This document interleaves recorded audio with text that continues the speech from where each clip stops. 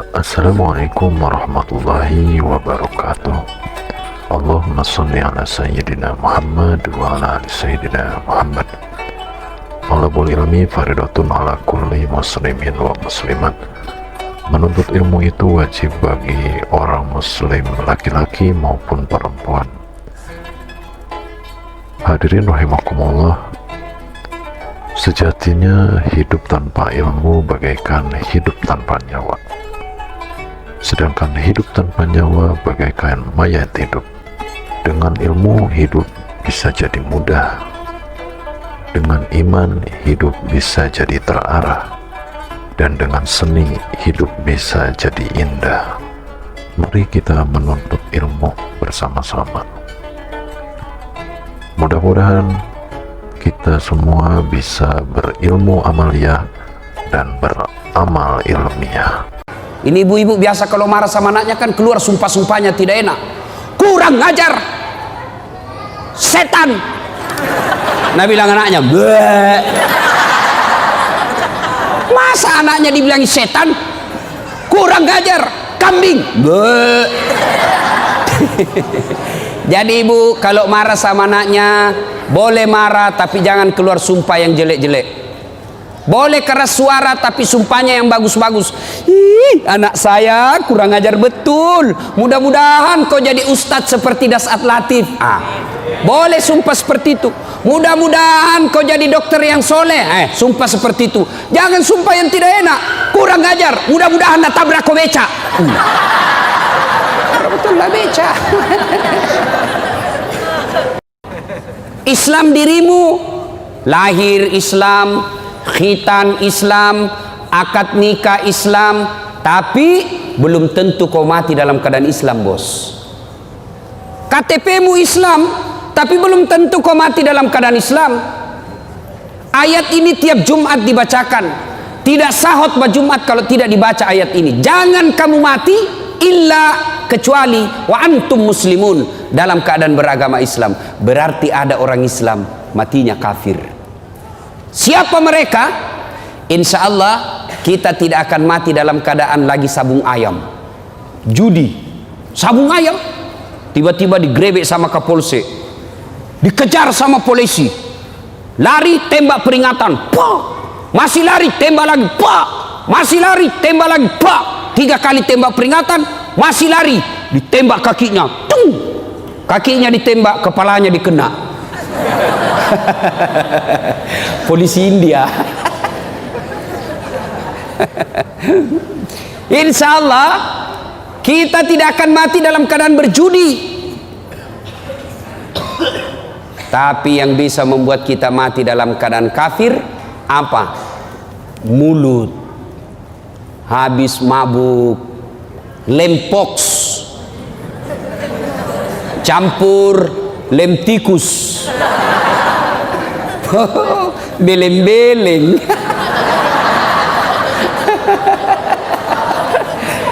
Bayangkan lem pox dan campur lem tikus. Saya bilang campur kau juga lem Korea, ndak bisa terbuka mulutmu dong.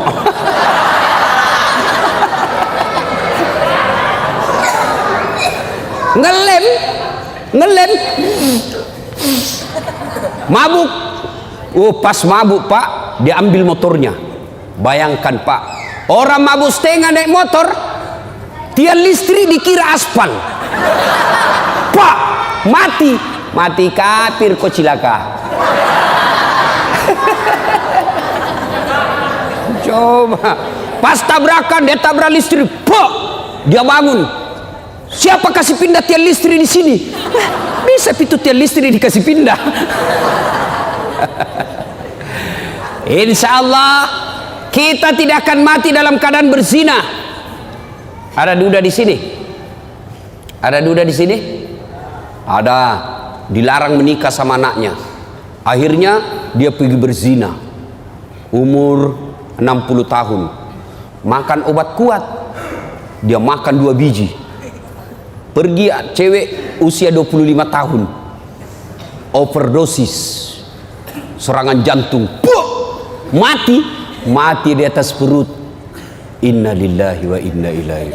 Ini matinya mati dalam keadaan kafir. Insya Allah kita tidak akan mati seperti itu. Tapi yang bisa membuat kita mati, makan barang haram. Contoh, jangan marah, contoh. Ada anak sekolah SMP, buru-buru pergi sekolah, diambil motornya, balap, ternyata tidak pakai helm. Dia langgar rambu lalu lintas, dikejar sama polisi, sehingga cabut, langsung ditarik kunci mobil motornya. Kamu melanggar, kenapa kau lihat rambu ini? Kau tidak lihat? Saya lihat. Kenapa kau langgar? Saya tidak lihat bapak.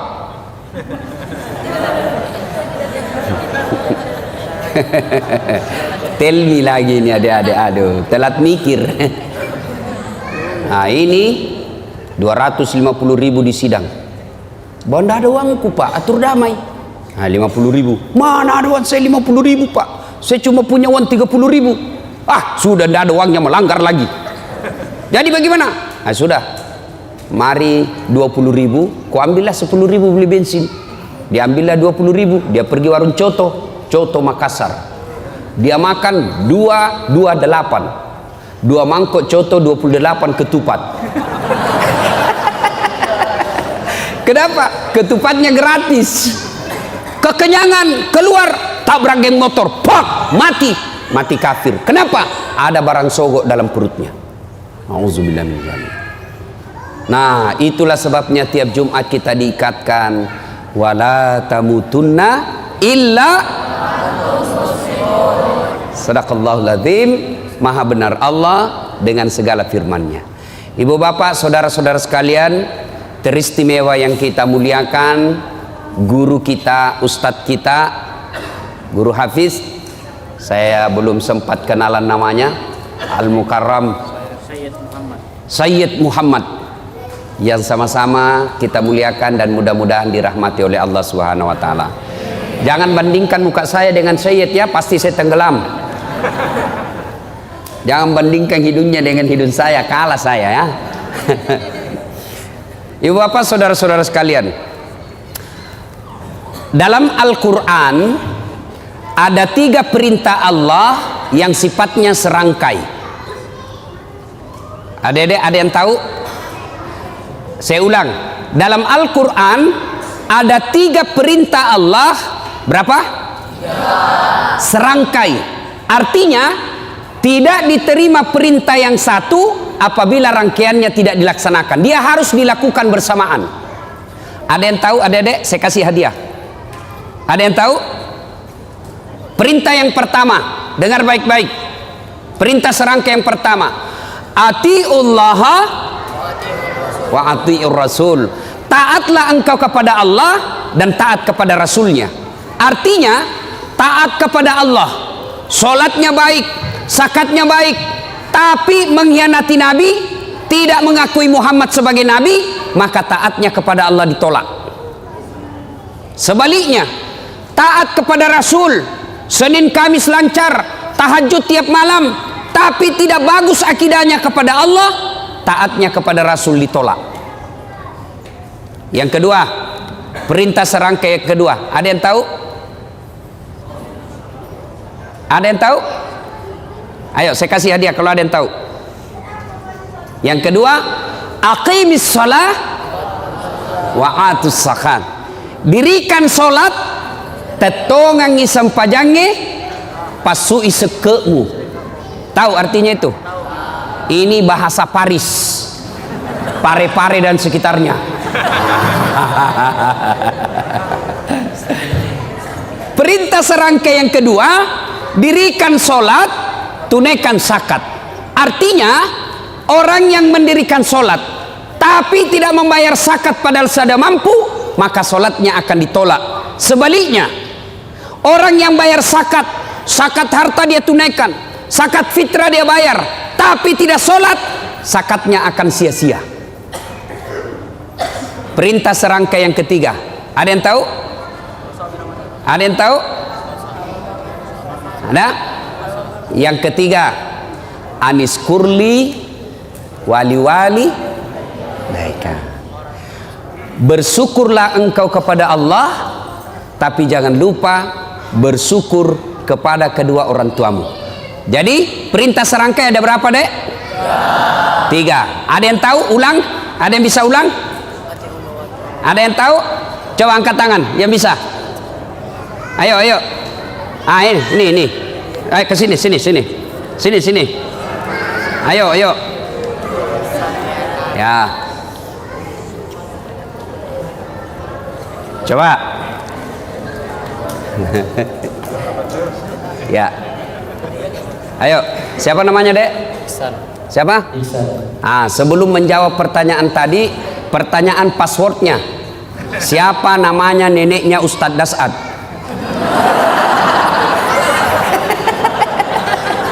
Ayo, siapa? Lain kali kau jawab saja, sembarang saja kau sebut, belum tentu ini semua tahu. Oke. Jawaban yang tadi apa itu? 1. Atiullah wa atiur Rasul. Artinya? Taat kepada Allah dan taat kepada Rasul. Yang kedua? Aqimis sholat wa atuz zakat. Artinya? Menunaikan sholat dan menunaikan zakat. Ketiga? Aniskur. Anishkurli wali walidaik. Artinya? Bersyukur kepada Allah dan juga bersyukur kepada kedua orang tua. Sudah betul? Betul? Dapat hadiah. Lain-lain itu rasanya. Woi. Dek, beda itu rasanya uang Kapolres dengan uang Ustadz. Beda rasanya ya. Sama. Nah, berkaitan dengan 3 perintah ini, ayo.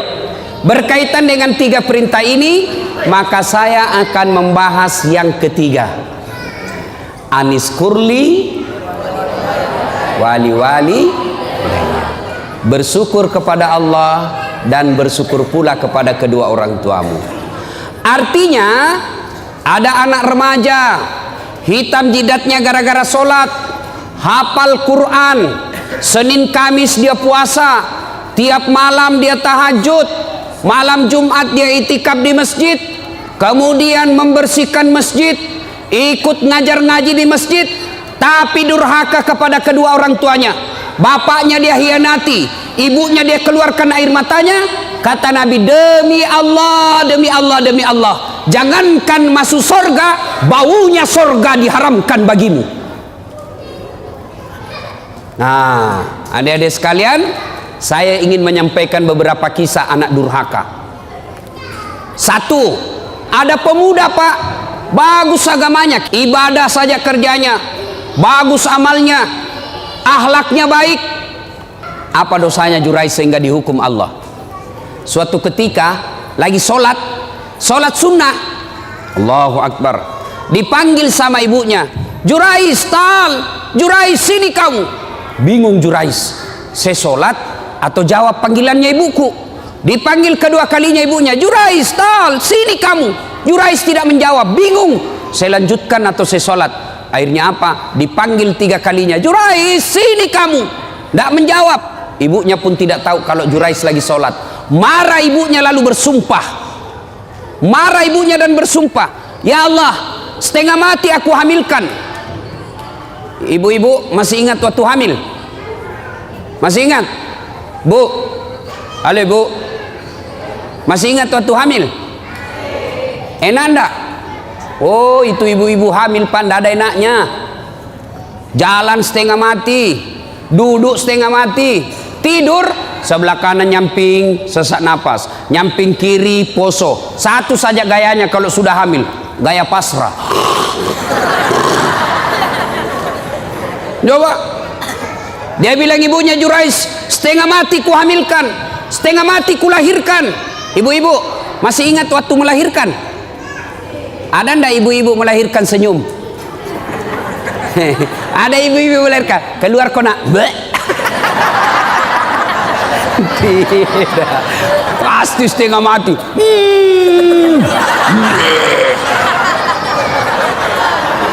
Iya toh. Paling kalau bapak-bapak menderitanya, kapan bapak-bapak menderita? Ngidam. Kalau istrinya ngidam, sampai ada yang tanya sama saya, Ustadz, apa doanya supaya istri berhenti ngidam? Saya bilang, apa ngidamnya istrinya Pak? Dia bilang, nanti dia bisa tidur kalau dia lihat saya duduk di atas lemari. Wah, jadi kalau istrinya mau tidur jam 10, setengah 10 sudah naik suaminya di atas lemari. Saya bilang, berhenti kau nak kasih bodoh-bodoh kau itu.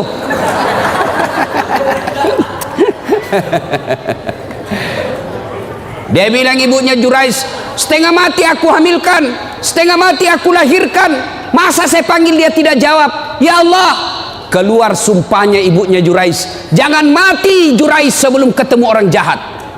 Ibu-ibu, kalau ibu-ibu bersumpah, arasnya Allah bergetar.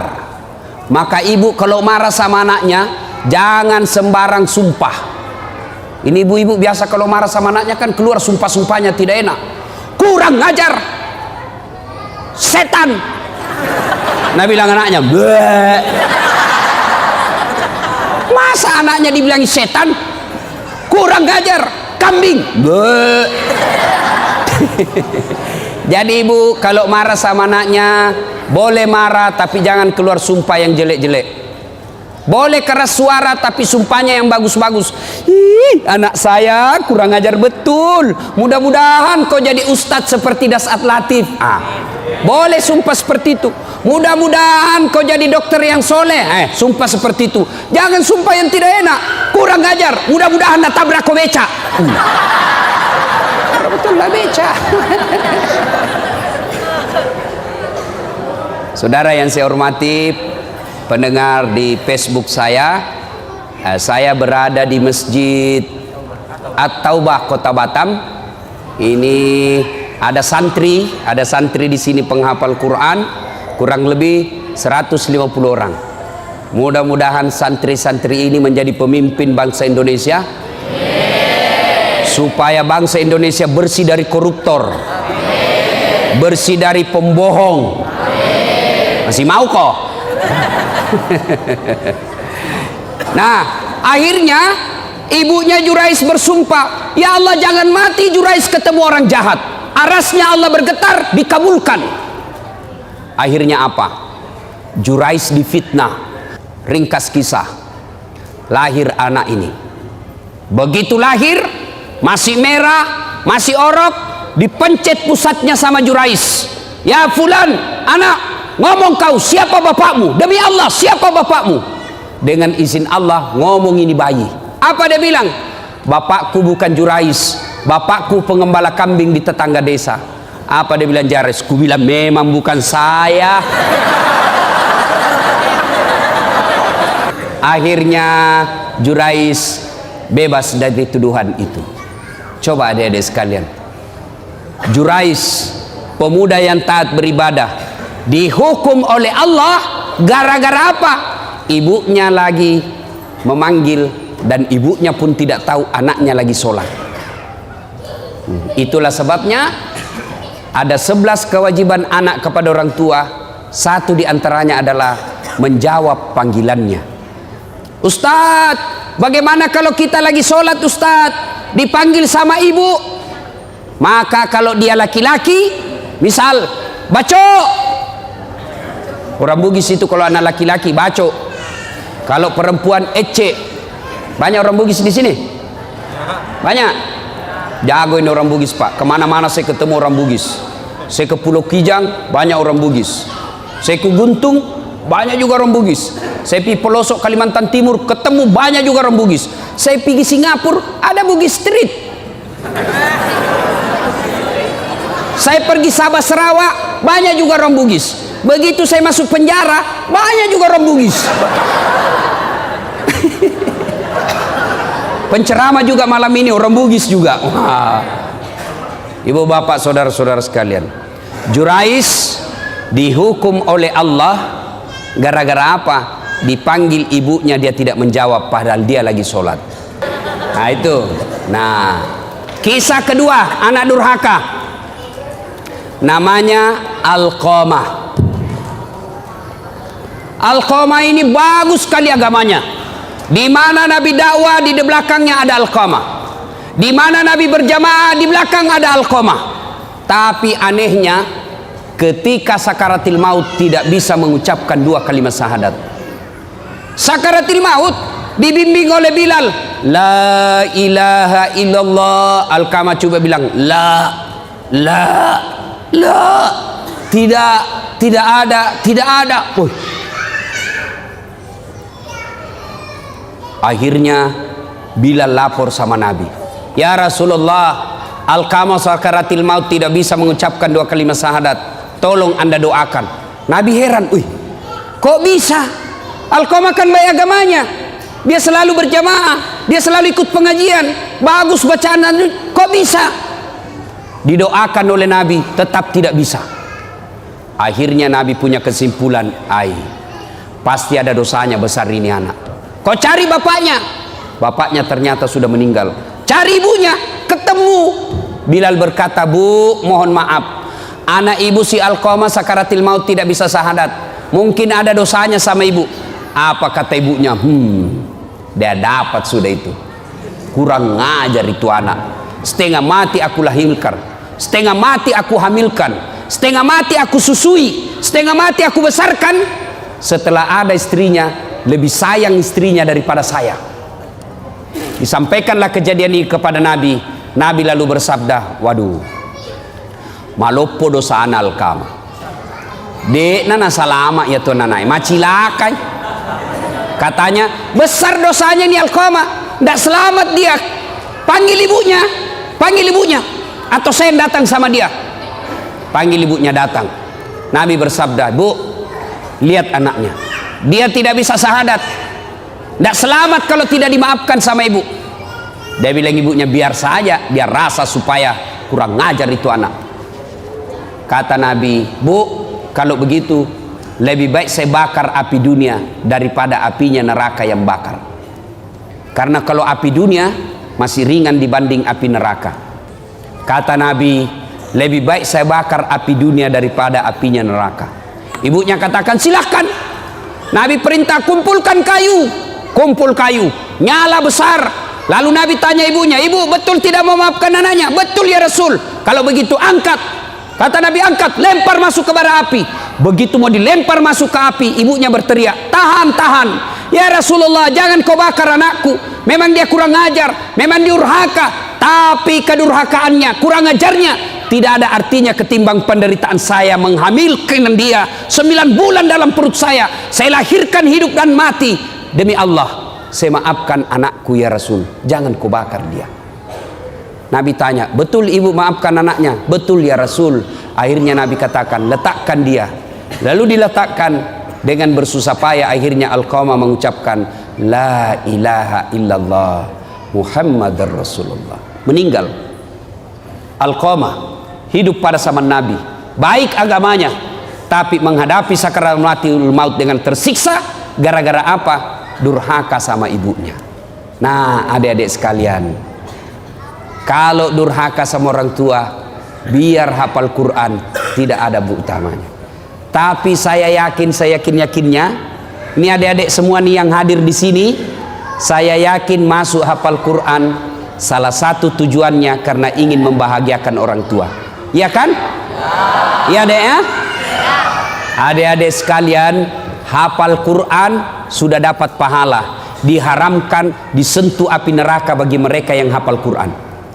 Diharamkan disentuh api neraka. Yang kedua, dengan hafal Quran, maka adik-adik sekalian akan memberikan jubah ke ibunya nanti di akhirat.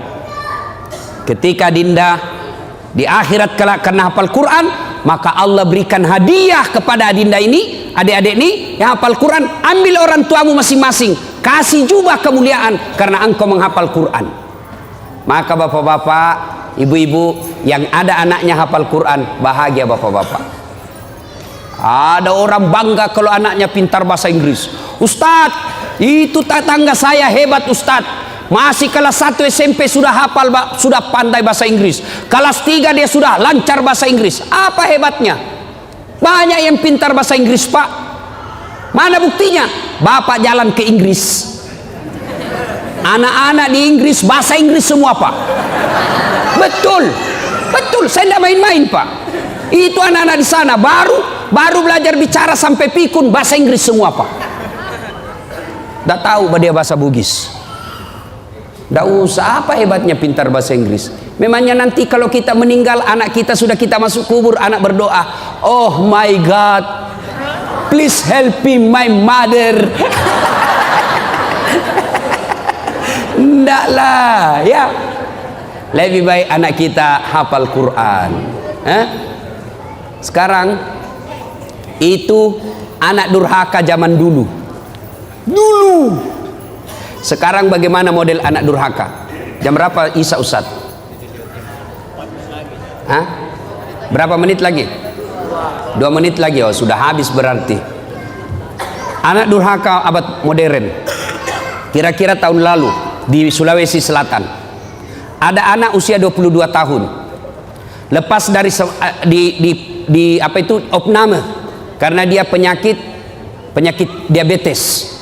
Masuk di opname, keluar opname, besoknya langsung mau pergi naik motor. Dilarang sama ibunya. Nah, kau baru keluar dari rumah sakit makan ongkos. Kalau kau keluar sakit lagi kamu, jangan kau keluar nak. Saya mau keluar, dilarang sama ibunya. Marah ini anak, dia tempeleng ibunya. Ditempeleng ibunya, dilihat sama bapaknya. Kurang ajar ini anak. Mamanya ditempeleng. Datang bapaknya, dia pukul, melawan ini anak. Bapaknya usia 60 tahun, ini anak usia 22 tahun. Duel berkelahi. Jatuh bapaknya, pingsan, dia seret masuk ke gudang, dia cungkil 2 belah mata bapaknya. Meninggal bapaknya, Pak. Meninggal bapaknya. Tangkap sama polisi. Beberapa hari kemudian meninggal juga ini anak, tidak ada yang mau solati. Sempat ribut di medsos di Sulawesi Selatan. Anak durhaka zaman sekarang. Apalagi anak durhaka. Saya mau pergi ceramah di Sulawesi Selatan, mau pergi takziah. Tiba-tiba ada ibu-ibu menangis. Ustadz, tolong datang ke rumah saya, Ustadz. Nangis, Ustadz, tolong bantu saya. Kenapa ibu? Tenangkan ibu, tarik nafas. Tenang ibu, meninggal suamiku, Ustadz. Tolong datang ke rumah, saya tidak tahu urus bagaimana cara. Saya bilang, bagaimana? Mana semua anak-anaknya? Anakku sibuk semua, Ustadz. Saya datanglah ke rumah itu. Begitu saya datang di rumahnya, saya bilang, Bu, mana nomor teleponnya anaknya? Saya minta nomor telepon anaknya, lalu saya teleponlah anaknya yang pengusaha di Samarinda, orang kaya di Kalimantan. Tabe Daeng, meninggal bapaknya. Apa kata ibunya, bapaknya? Daeng, ada berita duka, meninggal bapaknya di Makassar. Apa kata anaknya? Oh, sudah lama memang sakit itu bapakku, Ustaz.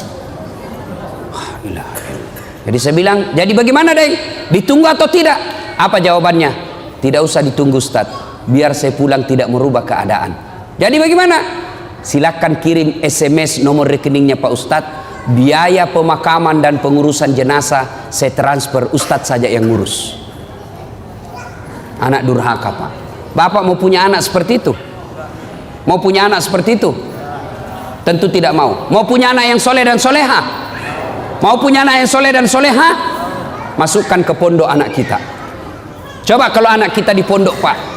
Coba anak kita di pondok, sholat 5 waktunya berjamaah, makannya jelas halal, ucapan-ucapannya jelas tidak pernah bicara kotor, jelas dia tidak akan tersentuh oleh yang bukan muhrimnya, makanannya bagus, meskipun barangkali tempe, meskipun ala kadarnya, tapi halal. Tapi kalau anak kita di luar, mungkin di rumah makanannya ayam, tapi kalau dia keluar rumah, apa yang dimakan? Narkoba, lem pox, lem Korea. Ibu bapak saudara-saudara sekalian, banyak hal yang ingin kita sampaikan, tapi waktu Isya yang telah sampai. Insyaallah lain waktu dan kesempatan kita lanjutkan. Adik-adik sekalian, inilah tausiah kita, mudah-mudahan ada manfaat. Kalau ada yang masih mau menyimak ceramahnya Pak Ustadz, ibu-ibu, adik-adik, bapak-bapak, silakan simak ceramah saya di YouTube. Tulis saja nama saya, Das'at Latif, Das'at Latif. Keluar itu ceramah saya yang ratusan. Nah, sudah klik satu, nah, sudah keluar ceramah, jangan lupa kasih tanda begini. Jangan begini ya, jangan begini. Jangan begini. Kalau ada orang ustadz dia kasih begini, dia cari kau nanti malaikat. Kenapa kasih begini Ustadz Dasar? Ya, atau kalau mau yang lebih bagus, kasih subscribe. Wah. Itu di YouTube. Atau follow Ustadz Das'at di Instagram. Nama Instagramnya Das'at Latif 1212. Das'at Latif 1212. like and share. Demikian, mudah-mudahan ada manfaat. Insya Allah lain waktu dan kesempatan kita akan lanjutkan. Terima kasih jamaah dan pemirsa saya di Facebook. Mudah-mudahan kehadiran Anda di tempat ini melihat ceramah saya manfaat dan insya Allah mampu diamalkan dalam kehidupan sehari-hari. Demikian, lebih dan kurangnya mohon dimaafkan. Nun wal kalami misrun billahi fisabilil haq. Assalamualaikum warahmatullahi wabarakatuh.